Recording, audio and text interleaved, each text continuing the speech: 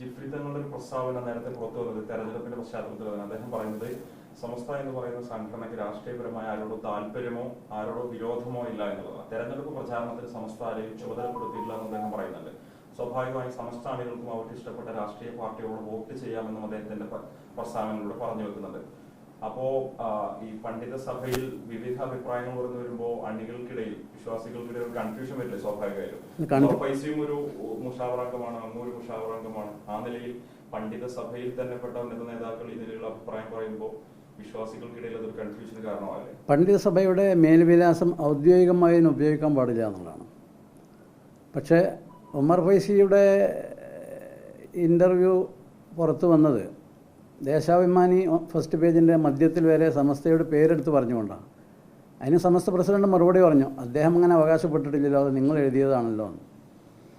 വ്യക്തിപരമായ അഭിപ്രായങ്ങൾ പറയാവുന്നതാണ്, ചെയ്യാവുന്നതാണ്. അതിനനുസരിച്ച് കോൺഗ്രസ്സുകാരായ പലരും സമസ്തയിൽ പ്രവർത്തിച്ചുകൊണ്ടിരിക്കുന്നുണ്ട്. അവരോട് നിങ്ങളുടെ ആ രാഷ്ട്രീയം ഒഴിവാക്കണമെന്നോ അല്ലെങ്കിൽ അത് ജനങ്ങളോട് പറയരുതെന്നോ സ്വകാര്യമാക്കി വെക്കണമെന്നോ ഒന്നും സമസ്ത പറഞ്ഞിട്ടില്ല. സമസ്തക്ക് മതപരമായ കാര്യങ്ങൾ, മതവിദ്യാഭ്യാസ കാര്യങ്ങൾ, മതസ്ഥാപനങ്ങളുമായി ബന്ധപ്പെട്ട വിഷയങ്ങളാണ് പ്രധാനമായി അതിൻ്റെ ഫീൽഡ് മേഖല, അതാണ്. അതേസമയം മുസ്ലിം ലീഗും മുസ്ലിം സംഘടനയുമായി ബന്ധപ്പെട്ട വിഷയങ്ങൾക്ക് അവരുടെ പ്രയാസങ്ങൾക്ക്, പ്രതിസന്ധികൾക്കൊക്കെ പരിഹാരം കാണുക എന്നതാണ് അവരുടെ ഒന്നാമത്തെ അജണ്ട. അതുകൊണ്ട് രണ്ടും ഇസ്ലാമുമായും മുസ്ലിമുകളുമായും ബന്ധമുണ്ട് എന്ന് ഞാൻ നേരത്തെ പറഞ്ഞതുപോലെ ആ ഒരു ബന്ധം നമുക്കതിൽ കാണാൻ കഴിയും എന്ന് മാത്രമേ ഉള്ളൂ. ടീം സമസ്ത അങ്ങനെ ആളുണ്ടായിക്കൊള്ളണമെന്നില്ല. അതൊക്കെ ഒരു വ്യാജമായ ഒരു അഭിനയങ്ങളാണ്. ചിലപ്പോൾ ആൾ മാറിയും തരും, ചിലപ്പോൾ സമസ്തയുമായി ബന്ധം ഉണ്ടായിക്കൊള്ളണമെന്നില്ല. മറ്റു പാർട്ടികളുടെ ആളുകൾ ആ പേരിൽ പ്രത്യക്ഷപ്പെടുന്നതാകാം.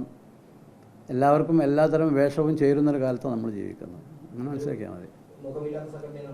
ഇന്ന് തീർച്ചയായിട്ടും, കാരണം സമസ്ത പ്രസിഡന്റ്, സമസ്തയുടെ നേതാക്കൾ മിനിയാന്ന് വ്യക്തമാക്കിയല്ലോ. പ്രസിഡന്റ്, സെക്രട്ടറി, വിദ്യാഭ്യാസ ബോർഡ് ജനറൽ സെക്രട്ടറി, സമസ്തയുടെ ഖജാൻജി തുടങ്ങിയുള്ള ആൾക്കാർ സംയുക്തമായിട്ടാണ് ആ പ്രസ്താവന പുറത്തിറക്കിയത്. സമസ്തക്ക് അങ്ങനെ നയമില്ല, സമസ്തയെ ആരെയും ഏൽപ്പിച്ചിട്ടില്ല, രാഷ്ട്രീയ പ്രവർത്തനങ്ങൾ ചെയ്യണമെന്ന് ആരോടും പറഞ്ഞിട്ടില്ല എന്ന് വ്യക്തമാക്കി. അത് ചില ദുരുദ്ദേശമുള്ള കപട മനസ്കതയുള്ള ചില ആൾക്കാർ സമസ്തയുടെ പേര് ഉപയോഗിക്കുക. സമസ്ത എന്ന് പറഞ്ഞാൽ സമസ്ത കേരള നായർ സംഘം അറിയില്ലേ, പേരാർക്കും ഉപയോഗിക്കാം. സമസ്ത ടീമെന്നോ ടീം സമസ്ത എന്നോ സമസ്ത സംഘം എന്നോ സംഘടന എന്നൊക്കെ പറയാവുന്നതാണ്. മറ്റൊരു കാര്യം ചോദിച്ചോടെ, ഈ മുസ്ലിം ലീഗിന്റെ സംസ്ഥാന ജനറൽ സെക്രട്ടറി സമസ്തക്കെതിരെയും സമസ്തയുടെ നേതാക്കൾക്കെതിരെയും വളരെ രൂക്ഷമായ ഭാഷയിലാണ് സംസാരിച്ചത്. അത് സ്വാഭാവികമായും സമസ്തയുടെ ഒരു അസ്തിത്വത്തെ ചോദ്യം ചെയ്യുന്ന നടപടിയാണ് മുസ്ലിം ലീഗിന്റെ സംസ്ഥാന ജനറൽ സെക്രട്ടറിയുടെ ഭാഗത്ത് നിന്ന് ഉണ്ടായിട്ടുള്ളത്. പ്രചാരണം ഒരു ഭാഗത്ത് ശക്തമായിട്ടുണ്ട്. അതിന്റെ ഒരു തുടർച്ചയാണ് ഉമർ ഫൈസി മുഖത്തിന്റെ പ്രതികരണം എന്നൊക്കെയാണ് പറയുന്നത്. നിങ്ങളിപ്പോൾ ഈ ചോദിച്ചത് നമ്മുടെ ഇപ്പോഴത്തെ വിഷയമല്ല, അതുകൊണ്ട് നമുക്ക് ഒഴിവാക്കാം. എങ്കിലും അത് ഓരോ സംഘടനയിലും അങ്ങനെയുള്ള ഇപ്പോൾ രാഷ്ട്രീയ പാർട്ടികളിൽ തന്നെ, ഇപ്പോൾ കോൺഗ്രസിൽ തന്നെ, കോൺഗ്രസ്സിലെ എല്ലാവരും അംഗീകരിക്കാത്ത അല്ലെങ്കിൽ മുതിർന്ന നേതാക്കൾ അംഗീകരിക്കാത്ത താഴെയുള്ള ഒരാൾ പറഞ്ഞു എന്ന് വരും. അങ്ങനെയുള്ളൊരു അഭിപ്രായം എന്ന് അത്തരം പ്രസ്താവനകളെ പറ്റി മനസ്സിലാക്കിയാൽ മതി. അല്ല, അത് നമുക്ക് ഇവിടെ ചർച്ച ചെയ്യണ്ട. സമസ്തയെ തകർക്കാൻ മുസ്ലിം ലീഗിലെ ചില നേതാക്കൾ ശ്രമിക്കുന്നു. അപ്പോൾ സോഷ്യൽ മീഡിയ നടത്തുന്ന ഒരു ക്യാമ്പയിൻ അത്തരം ലീഗുകാർക്കെതിരെ ഒരു ഷോക്ക് ട്രീറ്റ്മെന്റ് നൽകണം എന്നുള്ള പ്രചാരണം നടക്കുന്നുണ്ട്. യഥാർത്ഥത്തിൽ അങ്ങനെ ഒരു സംഗതി ഉണ്ടോ? തെറ്റിദ്ധാരണയാണ്. അങ്ങനെ സംഗതി ഞാൻ നേരത്തെ പറഞ്ഞല്ലോ. സമസ്ത കേരള ജമിയത്തുൽ ഉലമയും മുസ്ലിം ലീഗും ഒരു സംഘർഷത്തിൻ്റെയോ സംഘട്ടത്തിനോ ആവശ്യമില്ല. രണ്ട് പേരുടെയും പ്രവർത്തന മേഖല വ്യത്യസ്തമാണ്.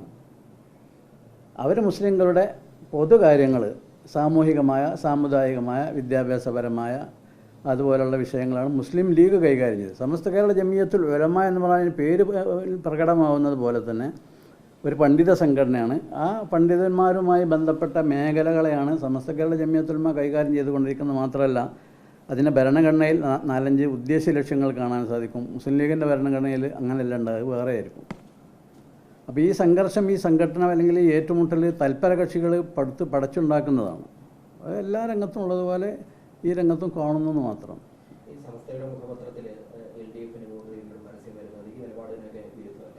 അത് വിരുദ്ധമല്ലല്ലോ. പരസ്യം എന്ന് പറഞ്ഞാൽ പരസ്യദാതാക്കളുടേത് സ്വീകരിക്കാമെന്ന പത്രത്തിന് പോളിസിക്കെതിരെ അല്ലെങ്കിൽ അവർ സ്വീകരിക്കും. ചില പത്രങ്ങൾ അത്തരം പരസ്യങ്ങൾ, അത്തരം എന്ന് പറഞ്ഞാൽ ഇങ്ങനത്തെ അല്ല ഉദ്ദേശിക്കണം. അവർക്കൊരു പോളിസി ഉണ്ടാവും. ഇപ്പോൾ മലയാള മനോരമയിൽ സുന്നി യുവന സംഘത്തിന് പരസ്യം കൊടുത്ത് അവരെടുക്കില്ല. ഇസ്ലാമും ക്രിസ്തു മതം എന്നാണ് ഒരു പുസ്തകം ഞാൻ എഴുതിയിരുന്നു 35 കൊല്ലം മുമ്പ്. അതിൻ്റെ ഒരു പരസ്യം ഞാൻ മനോരമയ്ക്ക് കൊടുത്തു.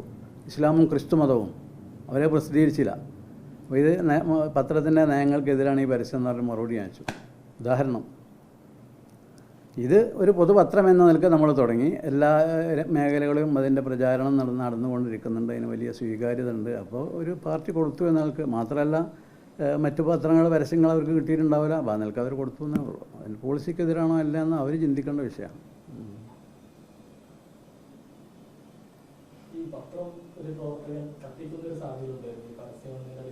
അത് നമ്മൾ നേരത്തെ പറഞ്ഞല്ലോ, പല ആളുകളും പല ജാതി പ്രകടനങ്ങളും കോപ്രായങ്ങളും ഒക്കെ കാണിക്കും. അതൊക്കെ പൊതുമേഖലയിലുള്ളതാണ്.